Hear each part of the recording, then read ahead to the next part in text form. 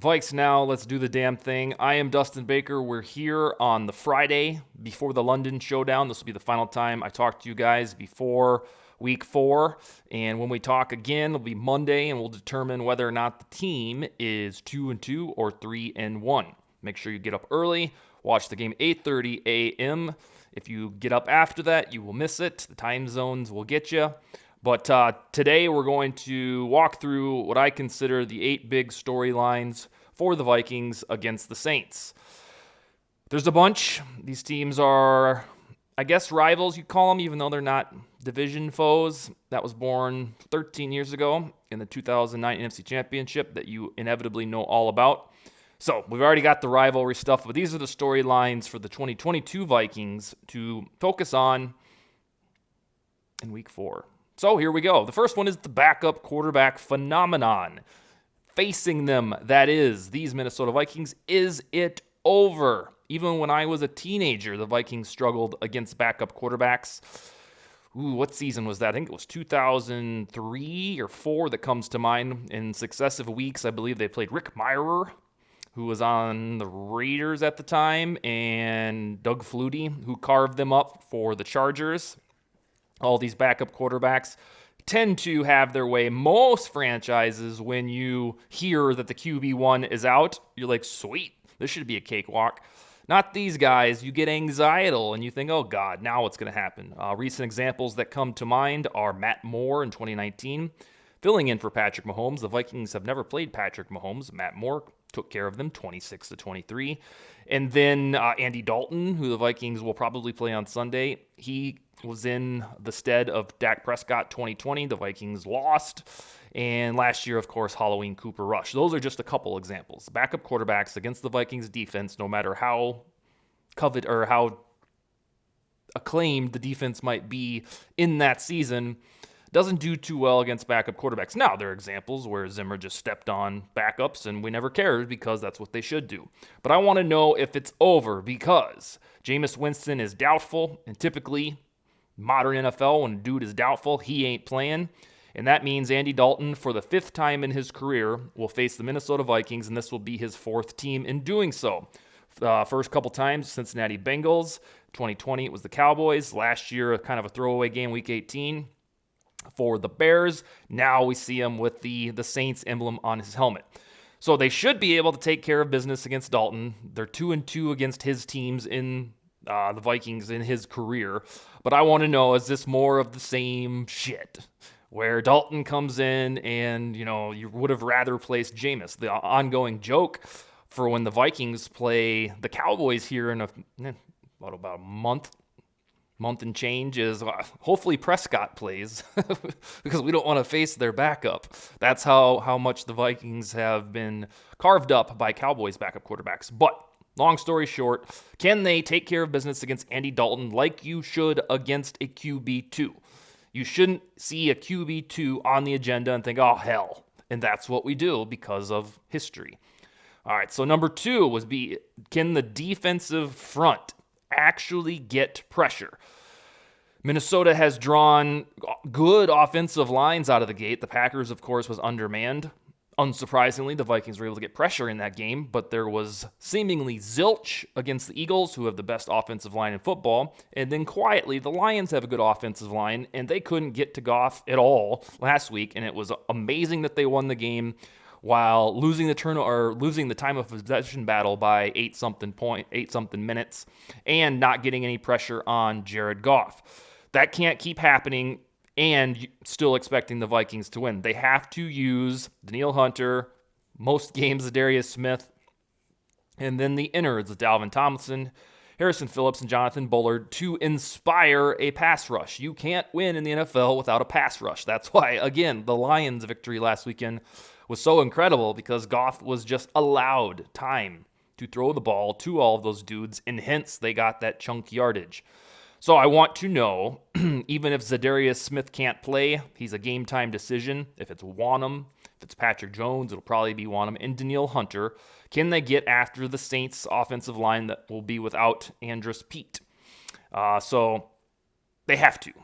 You don't invest a lot of money in Danielle Hunter and then a moderate amount of money in Zadarius Smith and say, oh yeah, we don't really rush the quarterback. That was a reasonable excuse in 2020 when all the Vikings had was for a while Ngakoue and then Wanham, and even Ngakoue was traded and it was even more paltry for the pass rush. They need to be able to get pressure, and I want to know if they can do it in England, because if they can't consistently get pressure on quarterbacks, they will not make the postseason. You can book that.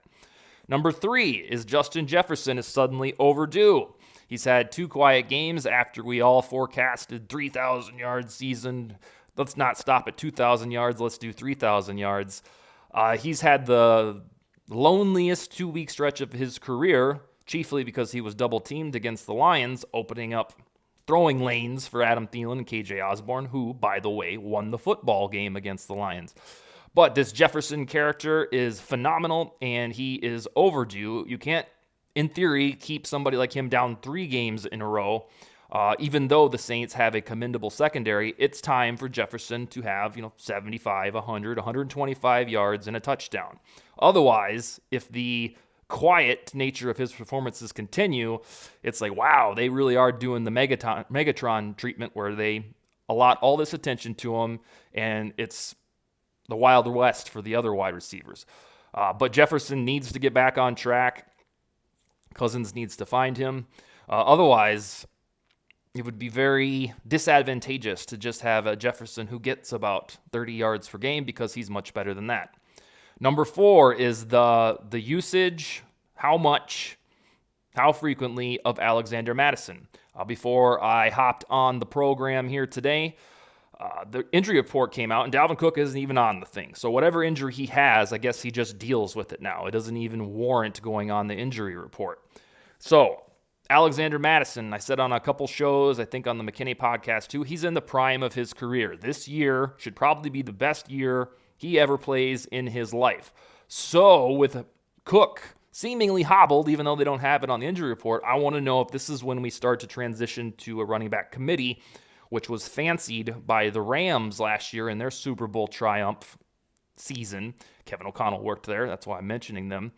Or if this really is, Cook gets his 20 carries, he's good to go, he's wearing the sling, and this is the way it is. But Madison looked very effective. The touchdown run was pretty spiffy against the Lions. And the way that a McVay offense or O'Connell offense usually operates is more of a committee than Dalvin is a bell cow. So I want to know if this is the excuse or the transition to focus more on Madison. Number 5 is the hopeful reduction of chunk yardage on defense. I want to be done with surrendering gash plays on the ground and through the air. I said on Monday or Tuesday, that the Vikings rank second to last in the league in allowing 15-plus yard plays to opponents. Only the Arizona Cardinals are worse. So, one of my usual quotes here, when you're watching the game on your couch and it feels like the Vikings are being carved up, they are. It's not just you getting pissed for no good reason. They give up too many big plays to the tune of 15-plus yards, and it needs to be reduced, especially when you have personnel like Harrison Smith, Zadarius Smith, Danielle Hunter, Dalvin Tomlinson, Harrison Phillips, Eric Kendricks, Patrick Peterson. Those should be enough names to be a good defense and not some sideshow that just, shows up, rises up in clutch moments, but other than that, they just let everybody walk all over you. I hope that there is a come to Jesus moment where the Vikings defense turns at least decent and isn't just walked all over for 56 minutes and then they bend but don't break with the game on the line. I guess we'd take it if that's all we could get, but the ceiling for the season won't be that high if they just continue to give up humongous plays to guys like Jared Goff. So this one is kind of does defense get better is basically what I see, but I call it the reduction of the chunk yardage because I'm sick of it. Winding down. Greg Joseph. The Vikings trotted him out for 2 56-yard field goals, and they look like carbon copies of each other, just going pew, off to the right. No good. Let's hope that his confidence isn't rattled. I want to see in Great Britain if he gets back on track. I think that he will, but he's got the 2 misses on his resume now. I'm not saying they shouldn't have tried those because usually he's money from that distance, but it's vital for the team and then your emotional well-being that the kicker gets back on track, because you don't want to go down the path of, oh God, I can't trust the guy. And again, not skewering him, because 56-yarders are a total crapshoot, but we were told that he can hit them. So I want to know if Greg Joseph gets back on track. I'm also very curious to see if this time zone experiment works for the Vikings. Bryant McKinney was on the show yesterday, and he talked about, they're taking a long time to cross the pond there. And I think this is later than usual for an NFL team going to England to trot on over there. So I want to know if them staying on what they call Viking time is going to be a good idea, because most teams don't do it this way. Either the Vikings know something the rest of the world doesn't, or they're going to look sluggish and they should have been over there on Tuesday or something. I spoke earlier about Zadarius Smith being absolutely questionable, a game time decision. If he doesn't play, or if he's on a pitch count, I want to know how the other edge rusher does. That's the second to last one here, and that would be DJ Wonnum, probably, or Patrick Jones. I don't know if Luigi Villain would get enough oomph to take any snaps, but we need to know if Zadarius Smith isn't a go. Has Wonnum made the third-year leap? Is Jones looking good in year two? And this is kind of tied into the pass rushing one that I spoke of 3 or 4 minutes ago.